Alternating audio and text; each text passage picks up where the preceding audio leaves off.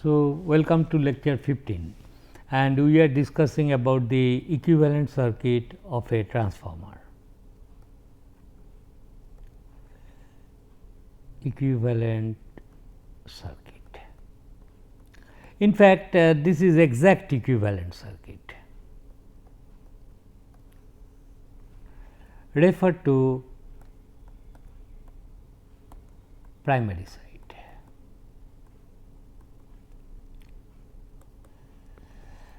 And the equivalent circuit we got last time is this one: primary winding resistance R1, primary winding leakage reactance X1,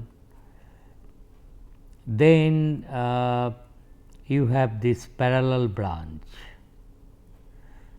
One is this resistance I am showing by several lines, indicating that it will be high, V square by R will be this power, and this is I will call it R core loss. Refer to primary side 1, and here is magnetizing branch of reactance J X M 1. And then the reflected resistance of the secondary side is R 2 dashed and X 2 dashed.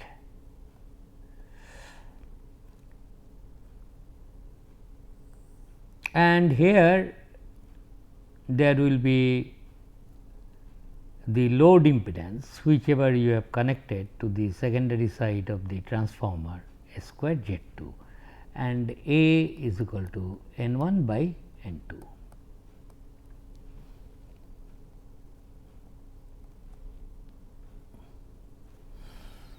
So, what are the impedances which will be higher? Would like to see they must be very high. This resistance V square, this voltage square by RCL is the power loss in the core. I would like to reduce them.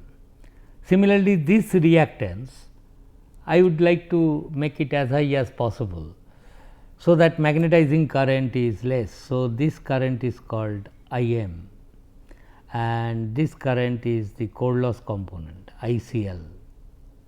You can write 1 refer to primary side.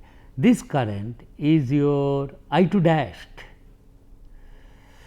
and this current we call it to be I naught, the no load current, because I naught is now having two components, no load current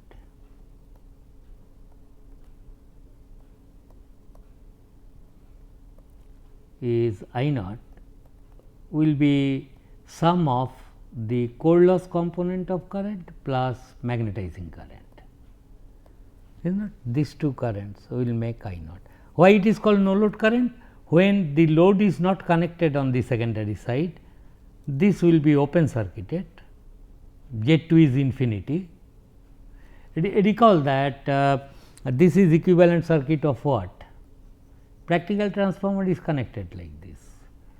So, let me put this figure also alongside. This is what I am examining. This is Z 2, this is V 1, this is your core material, and when this switch is opened, it is under no load. Open means infinite impedance. So, here A square infinity is also infinity. So, this will be open, but transformer then I 1 then will become equal to only I naught if I 2 dashed is 0. This is I 2. In practical transformer, this is what you will observe. You cannot separately see these branches. It is our logic which brought us here. It must be something. We are modeling this practical transformer into an equivalent circuit. Okay. So, what are the things? R 1 X 1 should be small, R 2 dash X 2 dash should be small, but RCL X m should be high. In fact, from this, if you can easily get the equivalent circuit of an ideal transformer by making R 1 is equal to 0, x 1 is equal to 0, because no resistance, no leakage flux, no leakage reactance. Similarly, secondary coil resistance is 0, R 2 is 0, x 2 is 0,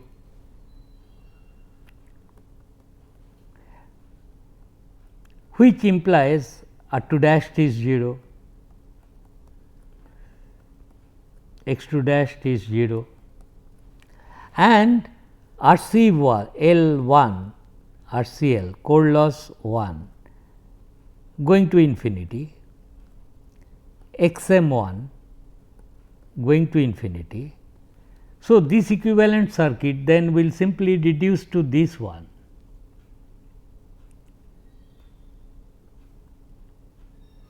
Nothing is connected, and here also nothing is connected. These two are shorted, these two are shorted, and only S square Z2. And this is your V1. Is not this the equivalent circuit of an ideal transformer? So, always keep this in mind. Okay, these impedances are small and so on. Okay. If somebody wants to draw the equivalent circuit, refer to the secondary side of the same thing, that is to the load side, how it will look like. Equivalent circuit.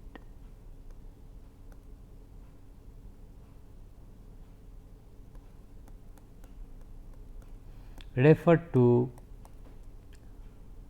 secondary side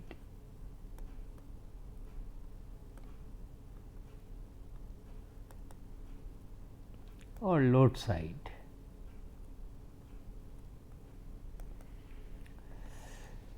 It will remain same, except that this one will become R 1 dashed, this one will become x 1 dashed.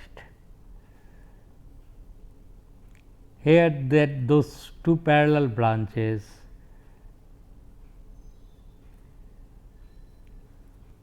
it should be like this, and here it will these two will should not be disturbed. Secondary side we are going, and this impedance should be Z2, and this of course should be RCL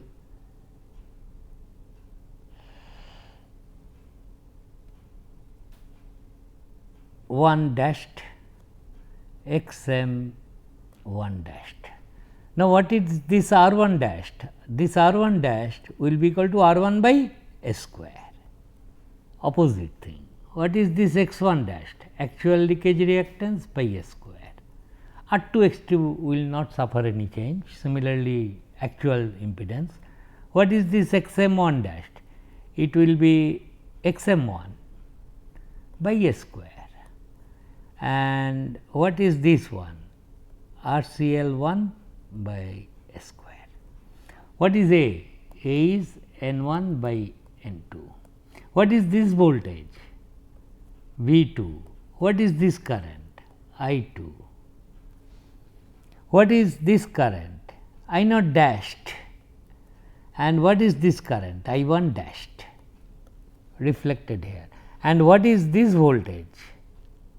Should I write it should be V 1 dashed, and what is this V 1 dashed? It will be actual V 1 by A. Now, in this way I can draw the equivalent circuit, either refer to load side or to the source side, and avoid this coupled circuit present in the circuit to be solved. Either way you can do. Okay.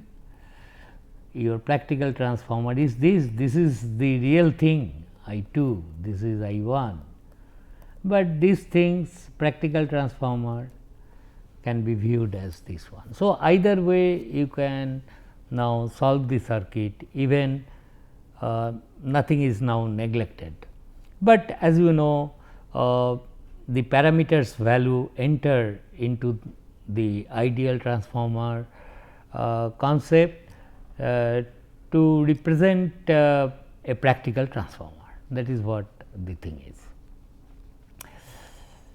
After I have told you this one, so this is the equivalent circuit referred to the primary side, the same thing referred to the secondary side. With respect to any side you can work. Now, in general, this R1 X1 referred to the equivalent circuit referred to source side. I will be always doing this referred to the source side. Okay. Let us stick to one, no point in just complicating thing, remembering so many things. This is what I am always going to do. Referred to primary side, I will always draw the equivalent circuit. Okay. Now, in this equivalent circuit, I know that R1 X1 and R2 dash X2 dash are much smaller compared to this parallel branch RCL1 and XM1. What I am telling is R1 X1 and R2 dash X2 dash, these are much smaller than your RCL1 and XM1. Therefore, people started thinking, okay, this is a circuit, if I know all the parameters I can solve it, but computationally it will be somewhat heavier, in the sense that these are all AC circuit, phasor you have to draw, this voltage will be present and so on, then add this drop to get this voltage, then to this voltage you add this one all phasorically, and you will get exact solution, no doubt about that. But knowing this fact, people also thought that whether some simplifications still can be made to this equivalent circuit based on this knowledge, because these parameters values, series parameter values are smaller compared to core loss resistance and XM. For example, what does that mean is, consider suppose a circuit like this. What I am telling, suppose you have a circuit like this.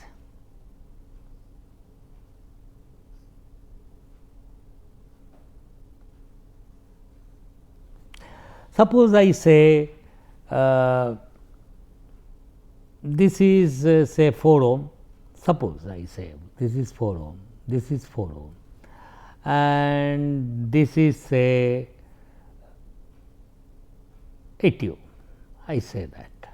So, this impedance is 20 times higher than this. Suppose I say I connect a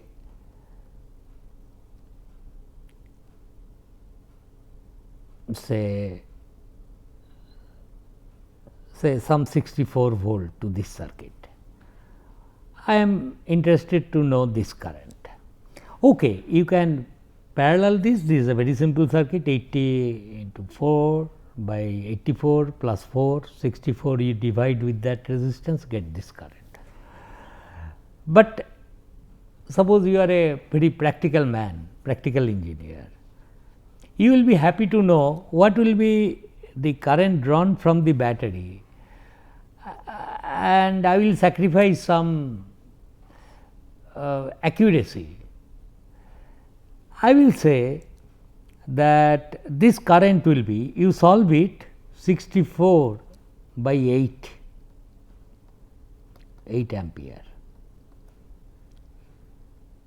Looking at the circuit, you can say, oh, this current, why? Because this parallel resistance is 20 times higher than this fellows. You solve it, this 64 divided by 4 plus 80 into 4 by 84. This quantity is close to 4 only, 80 by 84, what is there, 0.99 something.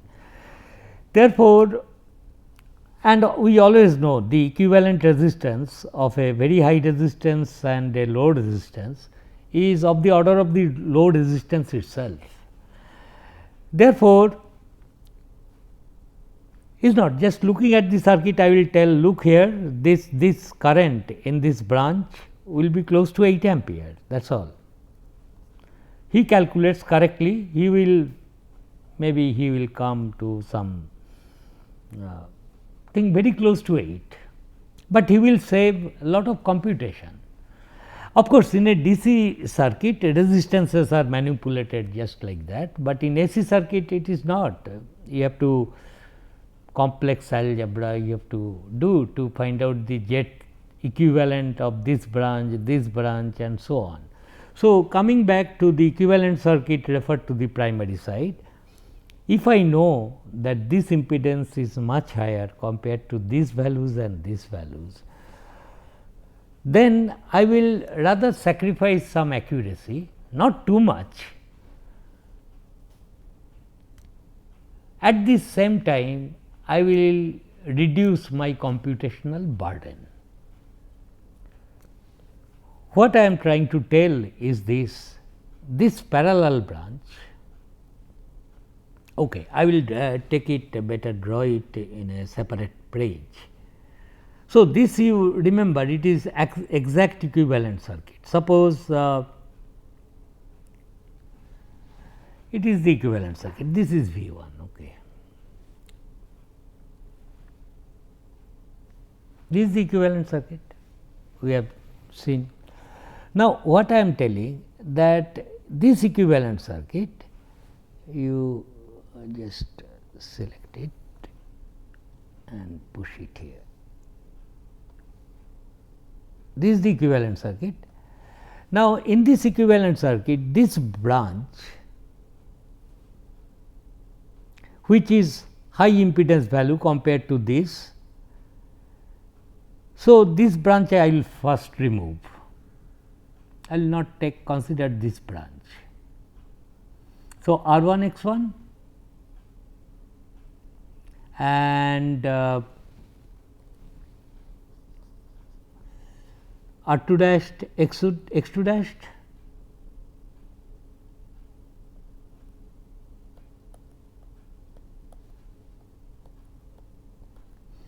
and this one I have removed. I know I am making a mistake. That is the exact equivalent circuit. But what I will do is this, I will remove this and here I will that load impedance is there, but this branch I will remove and say that this is approximate equivalent circuit. Somebody says, oh, you are totally neglecting this branch. Then I will say, okay, I will not neglect that branch, but I will show it at the beginning.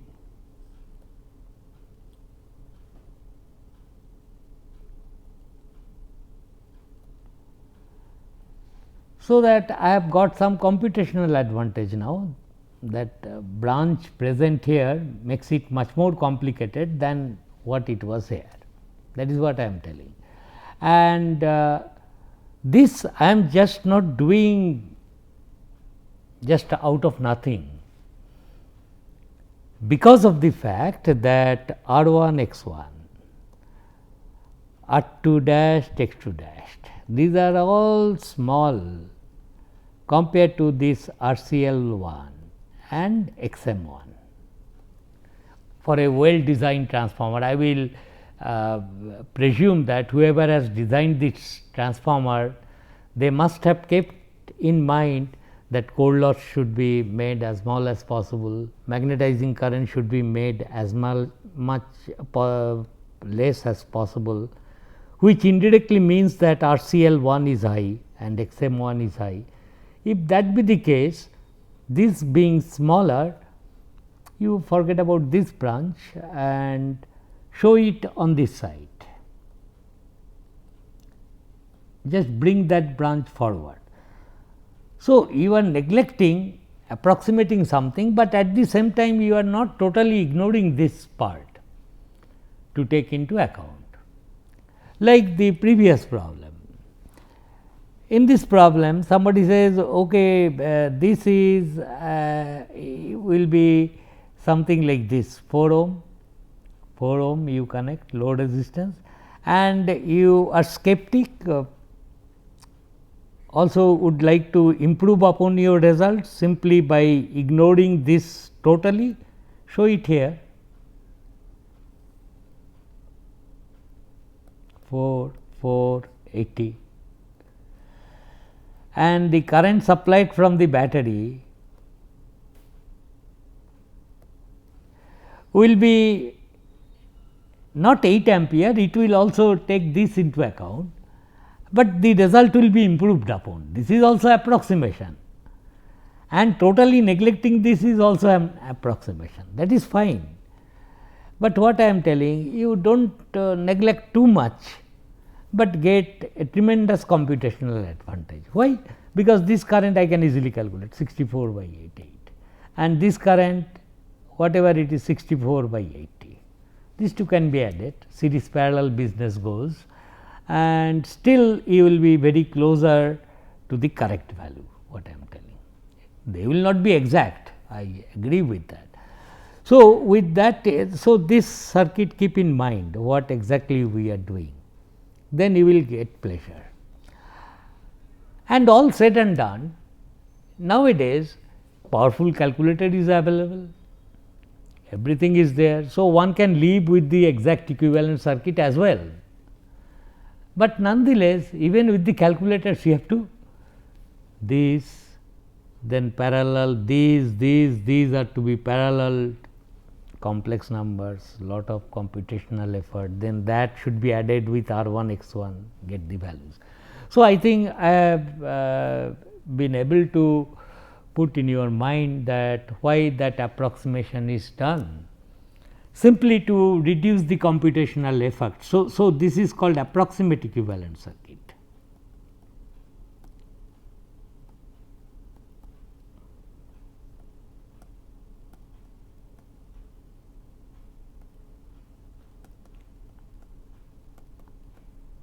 Show the parallel branch in front of the supply V 1, and then this current is your I 2 dashed, as if we are pretending R 1 x 1 only I 2 dashed is flowing. How does it matter? And this current is no load current. Let us see how much difference it will have. Okay, V 1 minus this drop, that voltage divided by this branch gives you I naught. Now, I am telling that this drop you neglect. Why you neglect that drop? R 1 x 1 is small, R 1 x 1 is small, because R 1 x 1 will be small. So, this voltage is approximately equal to this. These are the, anyway, think about it and try to do. So, it reduces lot of computational burden. Once you draw the circuit like this, then this is the key word, approximate equivalent circuit, will almost all the cases we will refer to. Acha. Now, I will come to the phasor diagram, which I have not drawn for the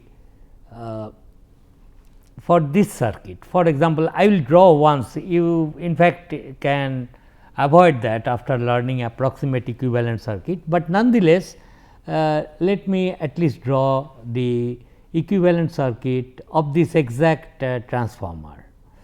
For example,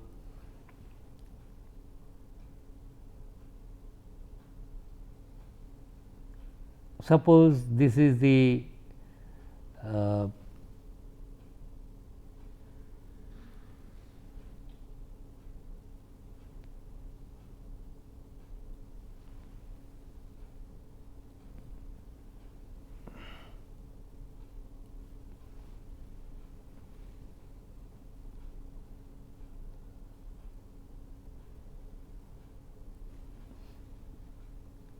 suppose these could not be copied.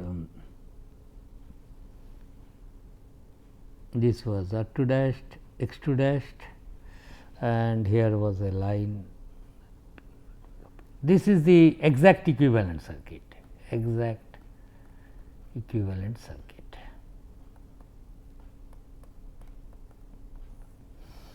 let us see how to draw the phasor diagram, which we will not be doing in fact, but let us see. Suppose this voltage is E 1. You start with this voltage to draw the phasor diagram. This is E 1.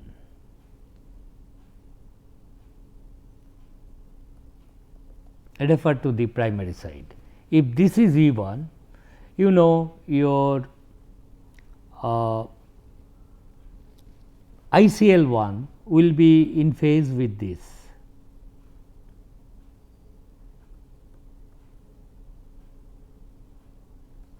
This current, resistive, magnetizing current will be like this I m, and the sum of these two currents is called no load current I naught. This is the no load current. I have got I naught. Okay. Then E 1 divided by this whole impedance will give you the current I 2 dashed, is not. So, E 1 divided by this whole impedance will give you this current. So, suppose that current, this is lagging power factor, let us assume. So, I 2 dashed will be suppose somewhere here. I will just give you the idea, so that so suppose this is I 2 dashed. What is this angle? This angle is not the power factor angle of the load, it is the power factor angle of R 2 dash X 2 dash and S square Z 2, whatever it is. So, I 2 dashed is suppose this one. If this is this, then from this voltage is E 1, from E 1 if I subtract from this phasor minus R 2 dashed plus J x 2 dashed into I 2 dashed, I will get then V 2, is not. That is this E 1 minus I 2 dashed R 2 dashed. I will make it dirty, but you just try to understand how complicated it becomes, but it can be done. I 2 dashed minus R 2 dashed minus I 2 dashed R 2 dashed, then minus J x 2 dashed I 2 dashed. J x 2 dashed is perpendicular to this.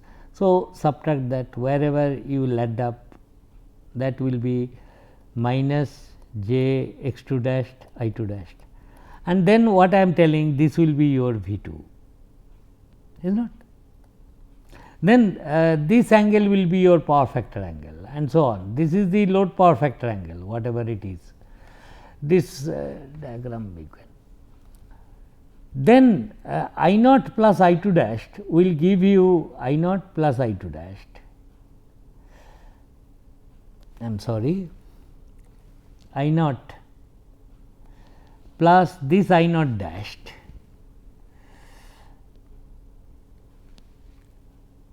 I can do that and get I 1.